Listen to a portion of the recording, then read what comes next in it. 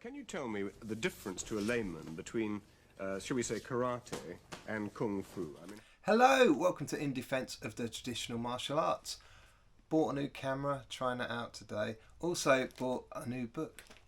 Very rarely buy books these days on the martial arts, but this randomly popped up in an advert online and I just had to get it. It's by Chee, who was the kung fu teacher of my first kung fu teacher. Not much is known about him these days, but back in the 80s he was the face of kung fu in the UK. Quite an interesting character. It looked a little bit like Mr. Miyagi. I think he kind of deliberately put that image across. All I need to do is turn my body and take it out sideways. You see, with no effort. Before I really go into this, I didn't know Chee. He died before I even started practicing martial arts. Don't know that much about him. Most of it is anecdotal from my teacher. I'm probably misremembering a lot. If you knew Chee, please don't be offended. But I know nothing about this book at all other than what the cover looks like. I've got a feeling, and there's a reason why I haven't opened it, I've got a feeling it's going to give me a massive dose of nostalgia for like martial arts books from the 80s. So I'm expecting, you know, those still photos where, you know, attacker comes like this, you do this, then this, and then another 15 photos of your counter attack while the guy sort of stands there and takes it. The separate arts of wushu are thousands of years old. They require little or no physical strength, being based mainly on balance and breath control. An expert can deal with several opponents at the same time. Might be surprised. Let's have a look, shall we?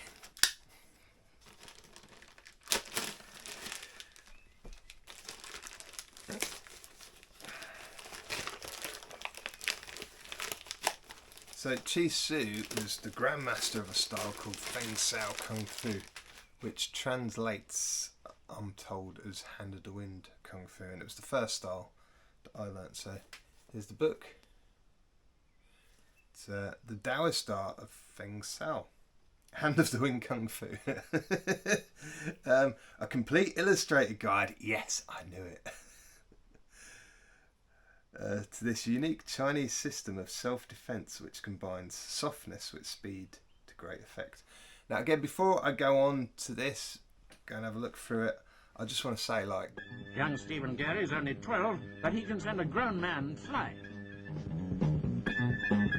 I don't believe, it's hard to say this because it's probably going to offend people, I'm not sure I believe Feng Sao was ever a proper martial art. I know that Chee,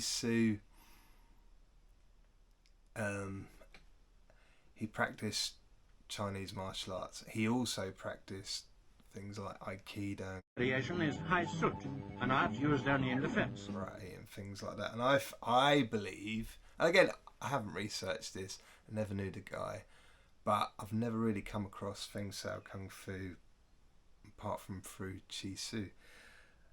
And I believe he just capitalised on the popularity of Bruce Lee, and he was in the right place at the right time, created this system. Doesn't matter if it was real or not. I think it's based on real martial arts. Anyway, let's get into the book, shall we?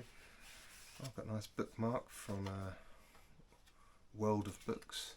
It's quite cool, like that. Taoist art of Feng Sao, Hand of the Wind Kung Fu. Alright, by Chee. So we've got introduction, the history of Kung Fu. I'm sure that'll be talking about, you know, body Dharma, going to China, all that sort of stuff, and the Shaolin Temple and Wudang Mountain, I'm guessing. Bodhidharma came in and they set up a school in the Shaolin Monastery in northern China. Etiquette. So you've got, you know, a guide of how do you Kung Fu salute. And then you've got exercises. How to do this exercise. And it's interesting seeing these suits because I've never seen these suits before. But apparently, like, as the popularity of Feng Sao Kung Fu came about, because Chee ended up, you know, he was doing interviews on TV and all sorts, and as the popularity of Kung Fu like went through the roof in the 80s, in the end, Chee had different coloured suits for different aspects of what he was teaching. And I think it was like you couldn't do like Chin Na stuff unless you had your Chin Na suit. You couldn't do your weapons stuff unless you had your weapons suit. I think there was a lot of money made from that. Oh yes, I forgot about this drunkard stance. Hawk stance. I don't think I ever did hawk stance. Stalk, I remember that. Horse stance, we all know the horse stance. So you got drunkard stance. I remember that. It was like, that was kind of my first introduction to anything sort of ground fighting. And basically you would cover, let's point out on here, it'd be easy, wouldn't it? You'd cover yourself up, so if someone was trying to strike you this side, you'd cover up like that, and then if they come round to the other side, you'd do that, and to keep them at bay. This is proper 80s hairstyles in this as well, isn't it? But I had great memories of practicing this style. Have we got like attacks? Oh, we got the old fist, different fists. You got like your Phoenix fist and Eye of the Phoenix. Eye of the Phoenix fist, and you like leopard paw, minor hammer fist, hammer fist. Oh, this is a proper like dose of nostalgia. But have we got the classic? Yes, here we go. Ward offs. So we've got the illustrated guide of how to ward off. I really am hoping that we've got like a detailed breakdown of how to deal with certain attacks. A deer in hand, so we've got like, you know, your Chee Sao sort of stuff. This is fun. I can't wait to read it. We've got some wrist locks, joint manipulation. Again, like I said, I know that Chee did Aikido, and you kind of think, was that where a lot of this came from? It's an art worth knowing.